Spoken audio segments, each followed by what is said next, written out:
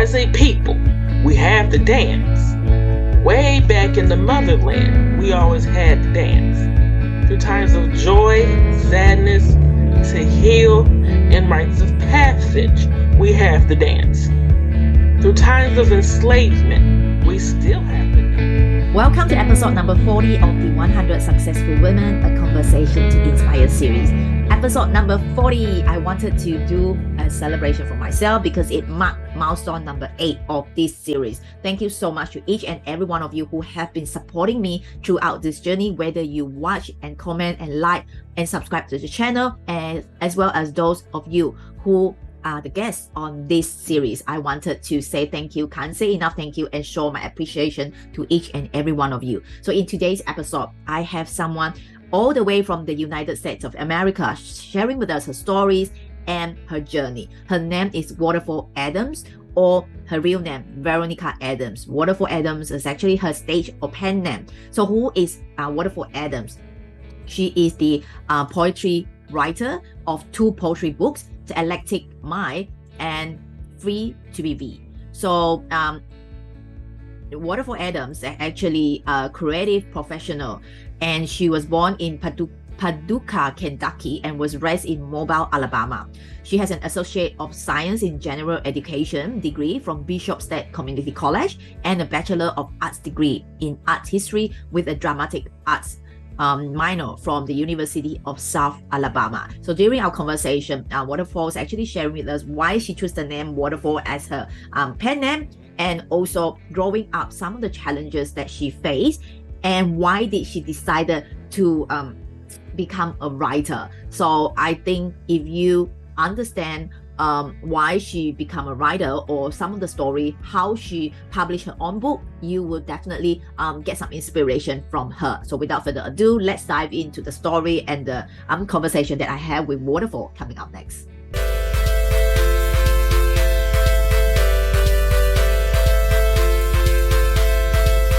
Thank you so much for spending some time with me today to be on this 100 Successful Women conversation. Thank you.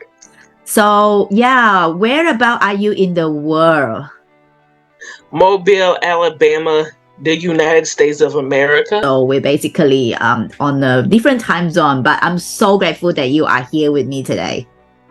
Thank you. So, yeah. My first question to all the guests normally is, I know that Waterfall is actually your pen name. Your real name is that Veronica Adams, is that right? That's correct. Okay. And I know that you are a poetry author, and also I believe that there are also different hats that you are wearing, different roles that you are playing. So one question that I always ask my guests is that, who are you really is? So who is really Waterfall Adams, or who is really Veronica Adams at your core? Well, Waterfall Adams is like a name that I use to like for my brand, like my pen and my stage name to like stand out more. Mm-hmm. Because my full birth name, my like legal government name, there's plenty of people with that name, so it won't stand out much. Mm-hmm. Well, I'm a creative professional. I write, as you see right here, these are the paperback copy of my books. I do write more than just poetry. I'm working on a 3rd book right now. Mm-hmm. That's like non-poetic. I'm a blogger. I review books. I beta read books. I test products. I act, sing, dance, model. Different I would like to do like a photography book if I need to get equipment for that, and also try to put out more YouTube videos, and also take more acting classes. So Waterfall Adams is like a work in progress. I love that, working in progress. So take off all those titles, take out all those roles that you are playing. Who do you think Veronica is like at your core, which is like if you don't do any of this, who are you really is? Because the other podcast name that I'm doing is Authentic Lioness. So there is deeper inside us, there is a real version of us Who do you think she is? Veronica Adams is a human being. Well, as you see, like right here, this is a wig, and this is like a peek of my natural hair. And I usually wear makeup um during these like podcasts that's like recording, like you see, like people seeing you and me. And I didn't really have that much time to put it on. And you talking about like authentic self for this interview. Well, y'all seeing me today. I love that. I love that human beings, because I love that a lot of us, we as a being, which is we are not human doing, we are human beings, and being your authentic self. I love that. I love that you're actually showing us that's your which one is your real hair, and you are showing us that's how real you are. Thank you so much for that, Veronica. You're welcome. Yeah, so growing up in like Mobile, Alabama, to become someone who is a creative professional, who is now known as Waterfall Adams. So what inspired you to this transformation? Well, I always remember as a kid, I always did want to be like in the entertainment or creative industry when I was a kid. And there's one particular stage name I wanted to use, but it's already taken, and it just happened to be one of my favorite colors, which is pink. That, as we know, it's already taken. Okay. I love pink as well. Yeah, like what if I could use like maybe Waterfall? And also, I remember reading like an article from Kenny Bayface Edmonds, and he talked about how he was in a band called Manchild after he graduated from high school. And they talking about the guitar music he played, like the acoustic guitar was like Waterfall music. So I was like, hey, I could use that. Oh, that's a very cool name, Waterfall. And I think it's such a, it creates some curiosity and also make us, well, because you write poems as well, and Waterfall is kind of like water. That's such a, I think it's such a cool name to have as well. Thank you. Thank you. So like, what were you, or what were your career prior to becoming writing poems? Well, I did, like, some of these poems are featured in these books. Some I wrote when I was in the University of South Alabama, where I graduated with a Bachelor of Arts in Art History with a minor in drama. And some of them that I performed while I was there. I've performed different events and talent shows. I might not have won those talent shows, but I didn't get booed. And also, one of the poems you find in this book, it was on a program for an event called Arts Inspired Road to Creation that they had on campus. Oh yes, I already did mention that my minor is in dramatic arts, and the degree is in art history. Is that correct? No, you haven't mentioned that earlier. Oh yes, okay. Also, it's just that I didn't really feel confident in like trying to get out to the full-time job, like a traditional full-time job. This is my like confidence after I graduated, and also like before I graduated, I took a course when I was at South called like the job campaign to like teaches people how to get jobs. But by the time I graduated, it is not like what I was taught at all. It wasn't like what my parents. I have a sister. See, we're both born in November, which is next month. She has a birthday coming up that month. I have one coming up that month, which is, we're both 2 years and 10 days apart. And my dad, he was born on November 20th.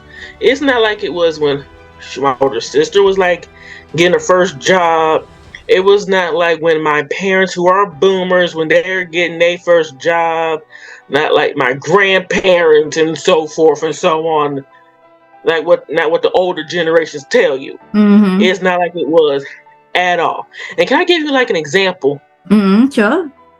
For example, they tell you like you put your resume on a certain type of paper, but then when I get like the job search, I go inside of the work business, and they ask, and they say, I asked if they were like having positions available. Some of them would tell me, go on our website and see if we have anything. Text this number to hire. Take your smartphone and scan this QR code and see if we have anything. Oh, and the other one. Oh yeah, attach your resume to this email address. Like your resume color to this email address. And that what they tell you at all. Because the workplace, it's really changed a lot. Like some companies are not around anymore. Some job skills became obsolete. Like for example, I'm a millennial. That means I was like in my teens, like in the late 90s, early 2000s. And there's a store called Blockbuster. Well, you actually rent a video tape, VHS or DVD. That's right. And Netflix, they would like mail people their DVDs. This was before they became the streaming giant that we know today. In fact, it reminds me of a book I read called Own Your Future. Like for example, like the shopping area where I live near, there used to be a travel agency there. Now it's the Clear. That's right. Another place used to be a Blockbuster. Now it's like a Mediterranean, like Greek restaurant known as Kava. Wow. And another book that really spoke to me was from Liz Ryan called Reinvention Roadmap. And it said something that resonated with me. The only person who's in control of your career is you. I love that. So that inspired you to go on your own path to become a poetry author?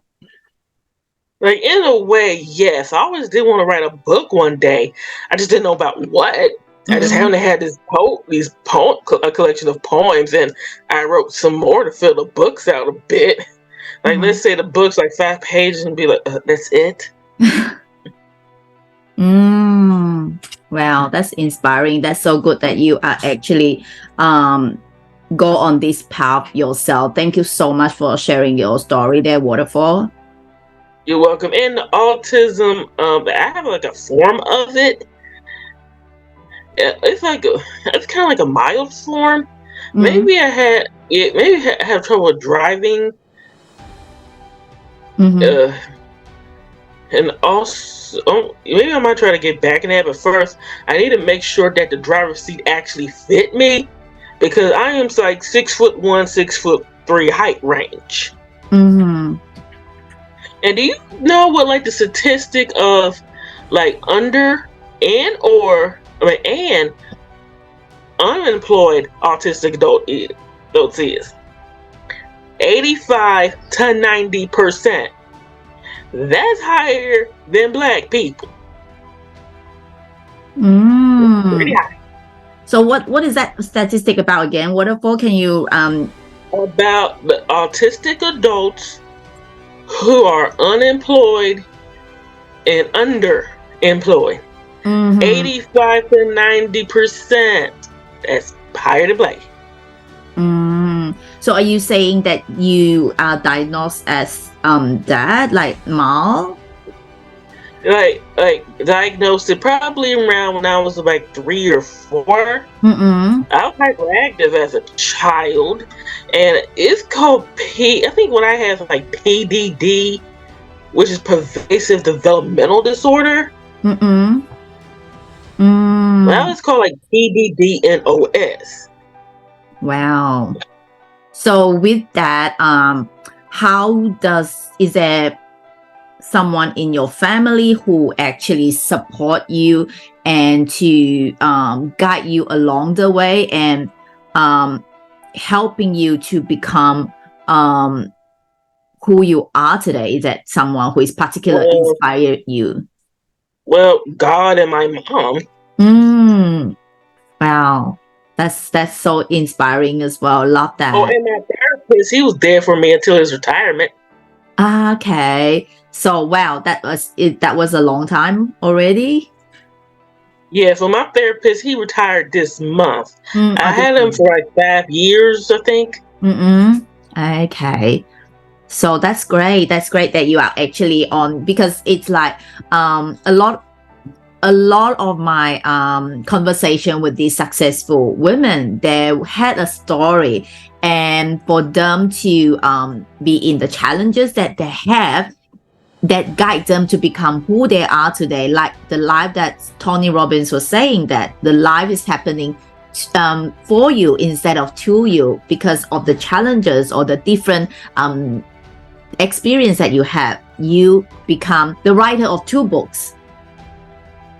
Yes, and I am working on and researching for more books. I'm working on my 3rd one.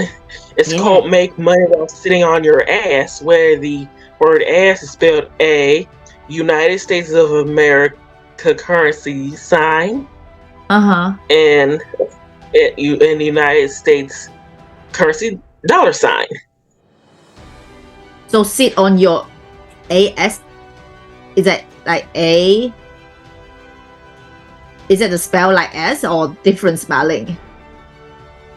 $sign, like you will see in the United States and Canada, that currency sign. Okay. And what is the currency sign in, is it euros in Australia? It's dollar, as in a dollar sign. Okay. I would say it's the same. Yeah. I can't wait to hear more about that book as well. So before we go into that, can you talk to us a little bit about the 2 poetry books that you had published, which is the first one? What is that about, the Eclectic Mind of Vee? Well, the Eclectic Mind of Vee, it's about the arts, Blackness, 21st century issues, and you might find some personification points in this one. Now, the 2nd one, the 2nd one, the 3rd one's not out yet, Free to Be Vee, is about freedom, religion, womanhood. Even have a tribute poem to one of my poetic inspirations. Do you mind to maybe share one of the poems in that book, the Free to Be Vee? I love that. Yeah, this particular poem, I'm trying to adapt it in the stage or screen. It's just a lot of things I need to get together first. All right. Even though this poem is featured in this book's a little more revised, and I might do a little bit more revisions on this point. It's called We Have to Dance. It's about African American dance in the United States of America, and possibly in different places all over the world, like in the Black dispersed. Here we go. As a people, we have to dance. Way back in the motherland, we always had to dance. Through times of joy, sadness, to heal, and rites of passage, we have to dance.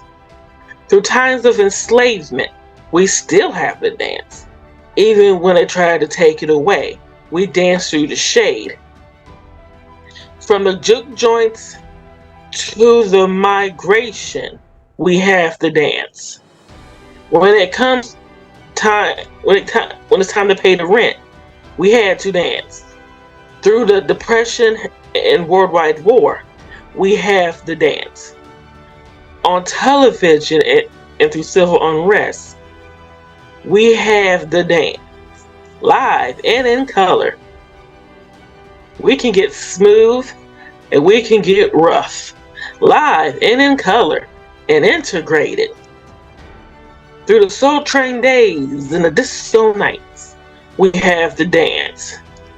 With BET, MTV, and VH1, we have to dance. Through social media, we have to dance.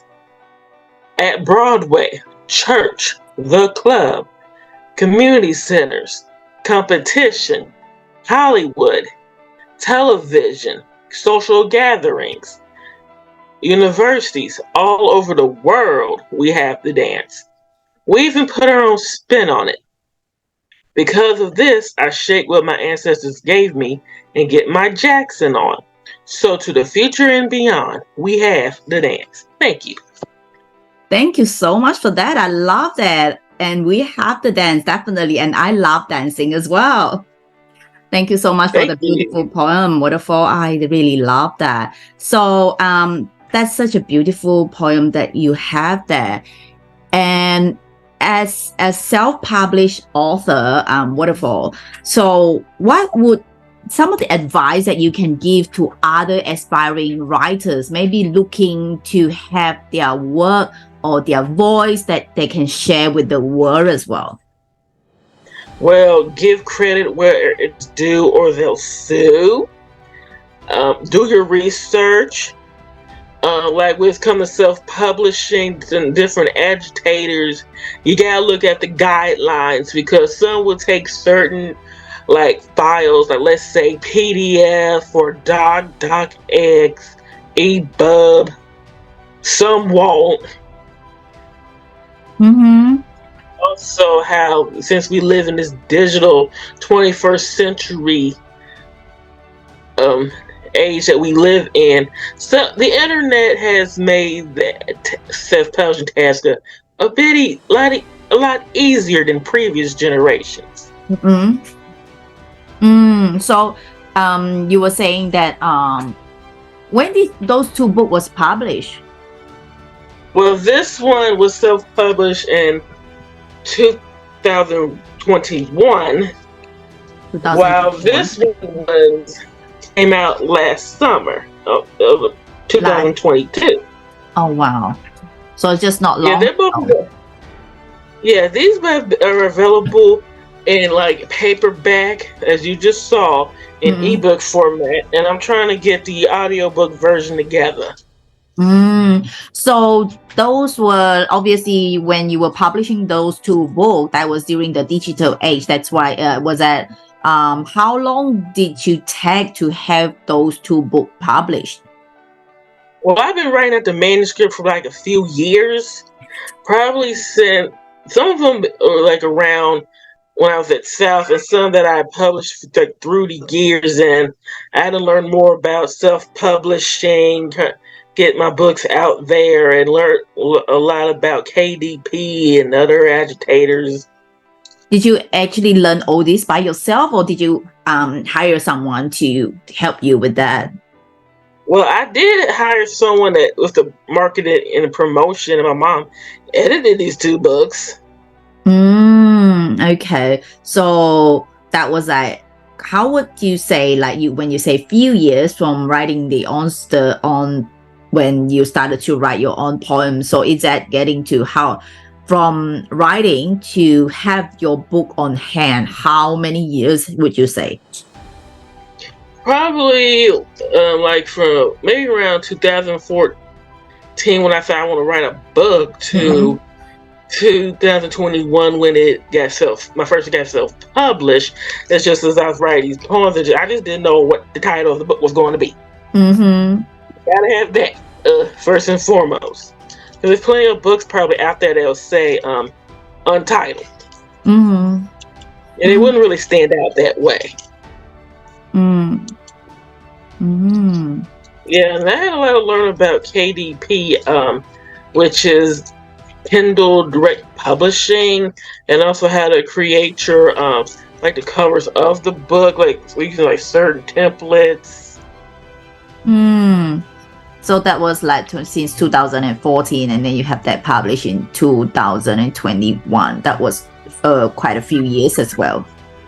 Yes, it has. Wow, such a dedication and lots of work that you got to put in order for you to have that book published and on the hand of yours, right? Yes, and I'm also trying to boost things like the company, which is Precious Digital Marketing Agency from Nigeria, which is ran by Alajeti Precious Gideon. Well, they put in like my book trailers, did like book promo. They're trying to get a crowdfunding site together. They even created my logo, which I own, and also I'm trying to like also the crowdfunding site raise money for certain of my creative endeavors. Like I'm trying to like rent venues to put on certain poetry shows and book signings. Order more copies of my author copies of my books, so I have books for the book signing and other things. Well, that's lots of things that you have been working behind the scene before that's coming out to the world. Okay. Yeah. So, can you maybe share your own personal stories or experience Waterfall? Maybe that has been pivotal for you for your own journey to become who you are today. Yeah, I remember. This is a lot of stories, but we don't have that much time to tell them. I'll save that for another book. But one of them, I remember watching a YouTube video from Jaspreet Singh, where his channel is called Minority Mindset. He did a video that made a lot of sense to me. It's about how it's easier to start your own business than getting a job. And I experienced something like that, for example, but I was living in Georgia like a few months after I graduated from South, which is short for University of South Alabama. And I remember applying for a job, went online and applied for a job at a at a department store. And then for due to certain circumstance, I had to move back to Alabama. And get this, they called when I moved back to Alabama. The thing is, they called me for an interview. But here's the thing: I applied for that job a year earlier when I was in Georgia. I'm back in Alabama a year. I applied for a job, but I haven't heard back from you in a year. How much the job market sucks. It could. Besides, these days it's a lot more competition now. But like in the old days, like previous generations, you compete with people from your local community for a job. These days, you compete with your local community, people all over the world, senior citizens, AI, which is artificial intelligence. It's much bigger now. In fact, I have my stepmother. She's from Malaysia. We could have competed for the same job before we even met. Yeah, the job market is definitely a lot more challenging nowadays. And is that why you decided? One of the another reason that you decided to start your own. Yeah, that's correct. And I'm also trying to get like a business plan together, trying to get things together before I discuss it with somebody on Fiverr before I get all together. Because like certain business plans are different with what you're trying to do. What was your educational background again from the university? Well, I graduated from W.P. Davidson High School. After that, I went to Bishop State Community College, where I got my associates in general education. Get basics out the way, like those core courses out the way. General education, did you say? Yeah, like the core courses like math, science, reading, language arts, etc. And then University of South Alabama, I graduated from there with a degree in art history with a minor in dramatic arts. So that's to do with it's more to the creative side as well. Yes, it is. Love that. Originally, before I graduated high school, I wanted to do like commercial food service, like culinary arts, just in case like my acting, modeling career didn't work out. I always had a backup plan.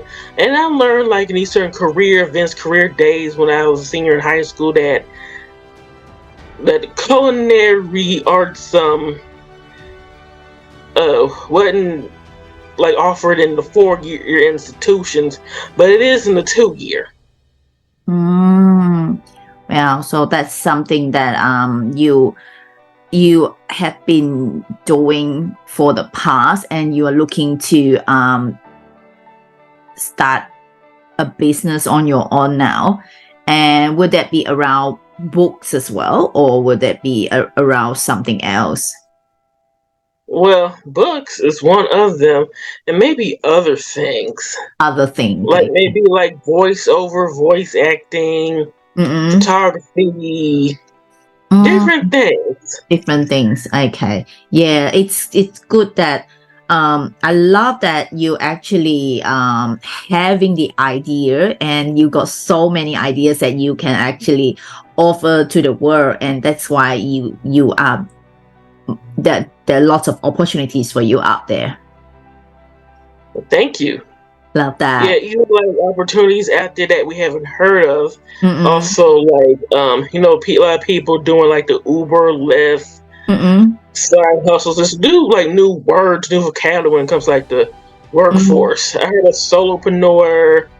Yeah. I've been hearing about freelancing for years. I've been like freelance writing probably about 9 years. Like I did on different websites, like one on Elance and one on Odesk. That's before the merger. Now it's Upwork, and I'm trying to get like a get together for Fiverr. Hoping. Yes, that's it. I did see that you are like one. You are have part of Fiverr as well, and that's definitely a lot of opportunities that you can have on there. Yes, I love that. Sorry? I've been buying on Fiverr too. I'm also a buyer. I'm trying to work on becoming a seller. Yeah. I did see that you are the provider on Fiverr. Yeah, trying to get like a beta reading gig there together. Yeah. I would say there is so many things that you can do as well. So another question that I would like to check with you is that what you did say that you have some business ideas, and as a creative professionals like you, Waterfall, and that's advocating self-expression, because through your poems you can share your voice and also to inspire others. And your university background is also from creative side as well. So how do you yourself see as the art and creativity contributing to personal growth and empowerment, especially for women?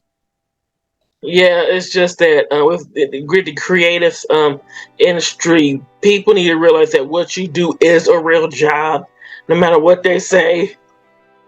Yeah, so I did hear you saying that become a creative, it's a real job, and you did say that no matter what people are saying, yes, it's real. Yeah. So did you or have some challenges when you decided to go on this path? Well, I have some family talking about get a real job.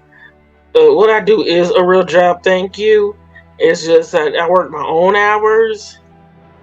And also, in fact, in one of these books, in fact, either this one or the one I just read from, I read, it's called Real Job. I'm see if I can. Oh, here it is, which is in this book. I have read this poem, recited this poem in previous interviews. So here we go. Get a real job, they say. A respectable job, they say. A stable job, they say. That's the biggest joke I ever heard. Really? What is a real job exactly? They say it's something you should get after you finish high school. They say it's something that's easy to get. They say it's more respectable, like a teacher, an accountant, or a postal worker. Sometimes you don't get respect from a respectable job. Your parents always give advice, but not on how to get a job in the 21st century. the digital age, it's not the same old application and interview process. Especially not since back in the so-called good old days, back in my day.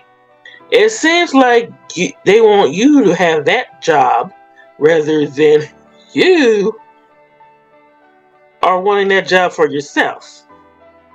No matter the interview, the same question is always asked. Why do you want to work here? I can't really think of any of a good lie or answer other than, it's because I'm broke, damn it. You feel utterly worthless when you can't even get a job at a fast food joint or even a regular 9 to 5. So the definition of a real job is something that is not what it seems to be anymore. Thank you. Oh, I love that. Did you write this poem based on your own experience? Yeah, some of these are based on my own experience, yes. And also what's been like going on, like, like the video game industry. People don't think that's like a real like career to go into, but it is. In fact, there are some colleges and universities that have the video game major.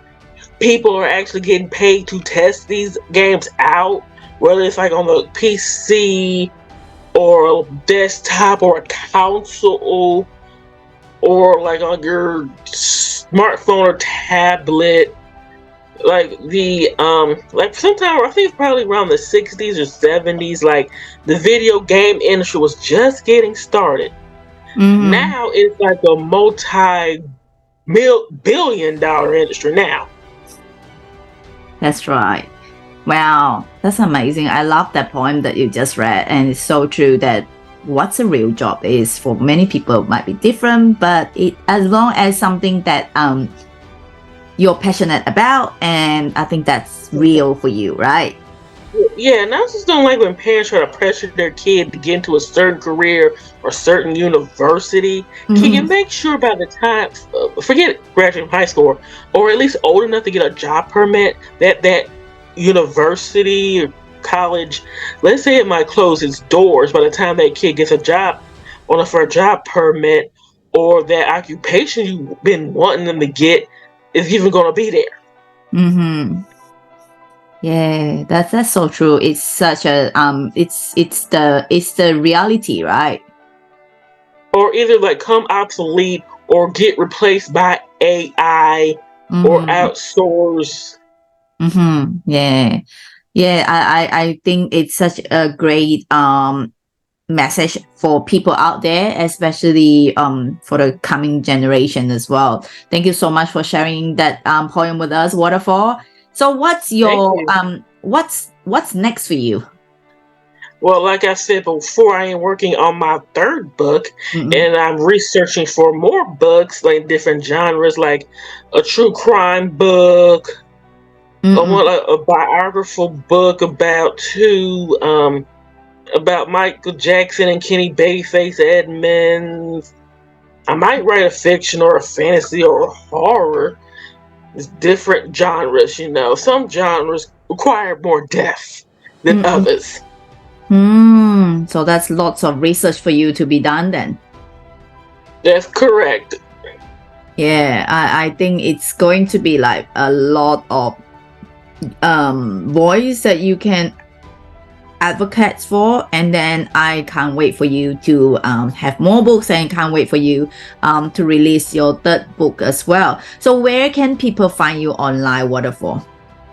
I am on Facebook, Twitter, also known as X, Instagram, TikTok, Pinterest, Tumblr, WhatsApp, LinkedIn. Did I say LinkedIn? YouTube. I'm on there too. Wow, you're everywhere. So basically, I'll include the links to reach out to Waterfall in the description later. Make sure you click on that and maybe check out on her books on Amazon as well. So I am well aware of the time. Thank you so much for spending a little bit of your time with us, Waterfall. I really appreciate that. So before we wrap up today's conversation, what is your one message to other women out there? For like other women, well, there's like a quote here.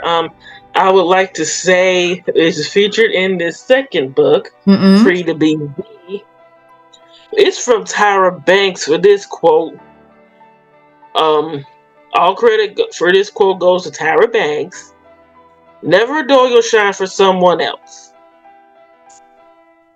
That's simple and such a meaningful quote. That's so true. It don't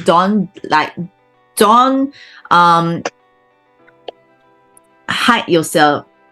Just become someone who you are really not. And here's a quote from that has been written by yours truly. Routine can become a rut. What was that? Say that again. Routine can become a rut. Routine can become a rut. Can you explain that for us? Yeah, there's it also reminds me of this. It was like an episode of SpongeBob SquarePants when Squidward he moved to somewhere to get away from SpongeBob and Patrick. I think it was like Tentacle Acres or something. Like he had a smile on his face at first. You might find a clip on this on the internet how his face going. It's when his routine became a rut. All credit goes to Nickelodeon. Okay, so the main message of that is like the routine. Is that to have a routine or yeah, what? Routine can become a rut. A rut, as in R-U-T. R-U-T? Like stuck in a rut. Ah, so that's mean to create a habits that is a better habit. Or it become a rut, like it can get boring. Yeah, okay. Routine, because we do something day in and day out without realization that it's going to become, what does it say? R-U-T, rut. Yeah, I do know what's the word rut. It's just that the message from this is to create a better routine or to create a better habit. Have variety. Hey? Have variety. Variety, yeah. Don't get stuck on something that is like become too boring or become it's become a dull life or something like that. And that's so true. Yeah. Just make sure we do some variety in our life and don't get stuck with something. Yeah. Yes. Yeah, okay. I love that message, and thank you so much for sharing those two quotes with us, Waterfall. So, is there anything that you would like me to ask that I haven't asked yet? Well, I think that's all for now. If I have any more projects coming out on work that's already like out or whatever, I know where to go to. Yeah, all right then. Yeah, like I said, I'm going to include the links on the description. If any of you would like to buy those two books or the coming one from Waterfalls, make sure you follow her on her Amazon or her social media so that you get notification for her latest book that's coming up soon. And yeah, thank you so much for your time once again, Waterfall, and I really looking forward to maybe hear about your journey in the coming future. Thank you very much.